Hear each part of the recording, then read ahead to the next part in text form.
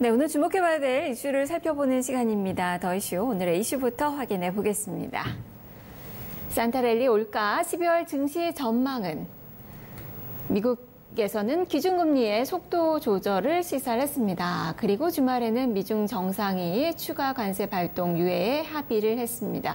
이렇게 90일간의 휴전에 연말 증시는 반등 시도가 나타나고 있는데요. 증권가에서는 실적 모멘텀이 뒷받침이 됐을 때는 저평가된 국내 증시 반등폭은 더 클 것이다 라는 그 전망을 내놓고 있습니다. 12월에는 올해 마지막 FOMC 그리고 오펙 정상회담 등이 변수로 작용할 것으로 보여지는데요. 자, 그러면 12월 증시 어떻게 전망해 볼 수 있을지, 정말 연말 랠리 기대해 볼 수 있는 건지 투자 전략까지 짚어보도록 하겠습니다. 자, 먼저 하이투자증권 문다솔 연구원 만나보겠습니다. 연구원님 안녕하세요. 네, 안녕하세요. 네, 그동안 시장의 악재 두 가지가 지금 완화 국면입니다. 주말에는 아주 긍정적인 소식이 또 들려왔는데요. 그렇다면 12월 산타 랠리 어떻게 기대해 볼 수 있을지 12월 지수 예상 밴드와 또 그 이유 먼저 설명을 해주시죠. 네, 지금 최근 시장에서 아무래도 산타 랠리의 기대감이 상당히 높은 것 같습니다. 근본 미중 간 무역 갈등 일부 합의도 이러한 기대를 더욱 자극하고 있는 것으로 보이는데요. 저희는 단기 위험 선호 해방 요인이 상당히 나타나고 있는 점에도 불구하고 지수의 상승 여력은 아주 크지는 못할 것으로 좀 판단돼서 산타 랠리에 대한 기대 수준은 다소 낮출 필요는 있다고 판단합니다. 저희는 12월 예상 밴드는 2,000에서 2,180포인트로 상승률이 크지 않은 수준으로 우선적으로 제시를 드렸는데, 우선 향후 90일 동안 무역전쟁이 추가로 악화되지 않을 것으로 합의한 이 미중 정상회담 결과는 국내 증시에 분명 긍정 요인입니다. 다만 이번 결과로 미국이 중국과의 무역 또는 패권 전쟁에서 우위를 쉽게 놓지 않을 것을 천명한 만큼 중장기적으로는 관련한 불확실성이 완전하게 해소될 것을 기대하기는 좀 어려웠다는 점에서 금융시장에서는 좀 일시적인 호재로 볼 필요가 있습니다. 특히 12월 하반월에는 미국 FOMC 회의가 예정되어 있는데요. 이는 미국 경기가 피크아웃 우려 속에서 2019년 미국의 추가 금리 인상 속도를 가늠하는 대형 이벤트라는 점입니다. 특히 12월 초에 예정된 제조업 심리나 고용 지표가 전월비 개선될 것으로 예상되는 만큼 최근 연준의 통화정책 스탠스 변화에도 불구하고 FOMC 결과를 확인하기까지는 다소 시장의 관망세가 커질 수 있을 것으로 보입니다. 네, 상승은 보이겠지만 제한적인 상승일 것이다. 또 한 가지 변수인 FOMC 회의까지는 일단 확인하고자 하는 그 심리를 좀 말씀 좀 해주셨는데, 그래도 12월에는 배당 관련돼서 배당을 노린 그 매수도 좀 들어오는 그 계절이기도 한데 수급에 대한 그 기대감은 좀 가져보기 어려울까요? 네, 수급 측면에서는 앞서 말씀드렸듯이 이런 FOMC 관망세 등이 아무래도 외국인의 수급 여력은 다소 조금 제한할 것으로 보입니다. 아무래도 외국인은 글로벌 금리나 달러 방향성이 확보되기 전까지는 신흥국 증시에 대해서 저가 매수 유인을 제외한 추세적 베팅이 이어질 그 유인이 다소 부재하기 때문인데요. 말씀하셨던 것처럼 국내 기관권의 경우에는 조금 다릅니다. 우선 국내 기관권은 12월 배당을 노린 계절적 프로그램 매수세가 확대될 수 있는 점과 함께 특히 투신이나 연기금 등의 국내 증시 하방을 지지하는 중기 수급 주체가 최근 들어서는 저가 매수 움직임을 상당히 확대하고 있다는 점이 수급 측면에서는 다소 긍정적인 요인으로 보실 수 있겠습니다. 네, 외국인보다는 이제 기관 쪽에 기대를 좀 걸어보자라는 말씀이시네요. 자, 그러면 12월 증시 체크 포인트로 어떤 점들 봐야 될지, 대응 전략 어떻게 세워봐야 될지 관심 그 섹터나 종목들이 있다는 말씀도 해주시죠. 네. 향후 주목할 이슈는 아무래도 2019년 미국의 통화정책 스탠스를 확인하는 것과 이에 따라서 움직일 수 있는 글로벌 시장금리 그리고 달러의 방향성입니다. 국내를 포함해 신흥국 자산 등 위험 손해에 대한 베팅이 추세적으로 확대되기 위해서는 미국의 긴축 의지가 약화됨에 따라서 나타나는 글로벌 시장금리 하락세 그리고 달러 약세가 나타나야 되기 때문인데요. 아직까지는 금리와 달러 방향성이 확보되지 않은 만큼 내년 1분기까지는 경기 다운사이클에서 유리한 방어적 전략 활용을 여전히 좋게 판단하고 있습니다. 저희가 바텀업 관점에서도 2019년 이익 모멘텀 보유 종목을 봤을 때도 경기 방어주나 내수주 비중이 아직까지 높습니다. 따라서 유통, 소프트웨어, 음식료, 통신 등 방어주 중심의 대응을 권고드립니다. 네, 오늘 시장 사실 경기 민감주들 많이 좀 움직이고 있는데 아직까지 12월 증시는 방어적인 성격의 종목군들 위주로 포트폴리오 구성하자라는 말씀이시네요. 말씀 잘 들었습니다. 네, 오늘 하이투자증권 문다솔 연구원과 함께 알아봤고요. 전체적인 증권사의 뷰도 좀 정리를 해보도록 하겠습니다. 허준식 해설위원입니다.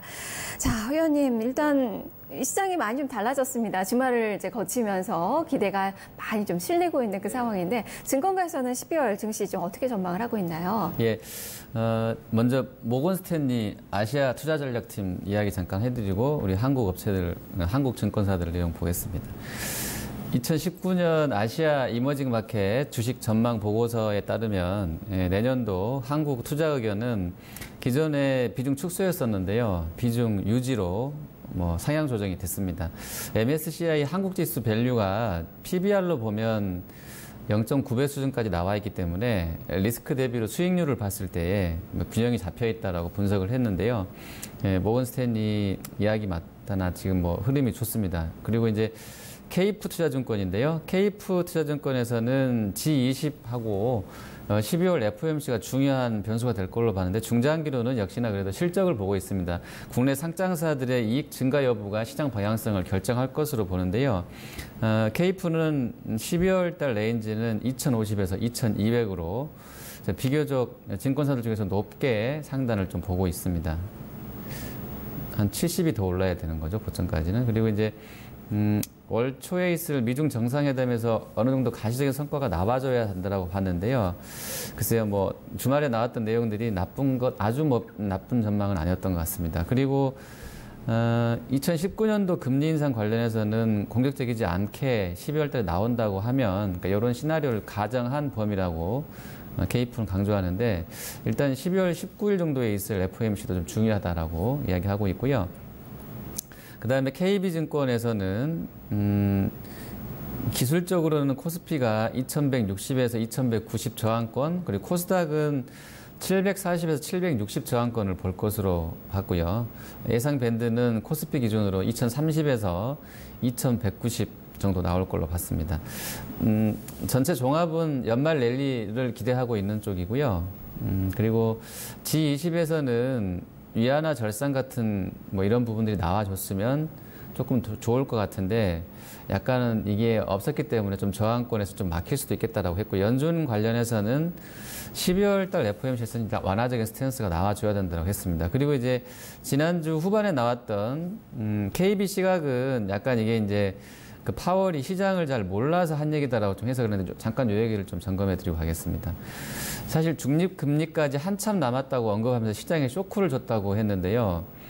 그 전에 했던 말하고 주말에 했던 얘기, 주 후반에 했던 게 같은 내용을 좀 다르게 표현한 것이다라고 KB 쪽에서는 좀 읽어줬습니다. 왜냐하면 지금 표시된 게 연준의 정책 금리고 노란색이요. 그리고 중간에 나와 있는 것이 이제 중립금리의 중간값입니다. 3%. 그리고 상하단은 범위가 2.5, 3.5입니다. 그러니까 2.25하고 2.5가, 그러니까 하단 범위하고는 0.25밖에 안 남았기 때문에 거의 다 온 것이고요. 그러니까 그런 표현을 했다라고 언급을 했다라고 좀 보기도 하고요. 일부 시각에서는. 그리고 밴드 상단하고 보면 3.5니까 아직도 상당히 많이 남아있는 거거든요. 그래서 왜 이렇게 그 파월 이야기가 좀 곡해가 됐었는지는 주목해야 되겠다라고요.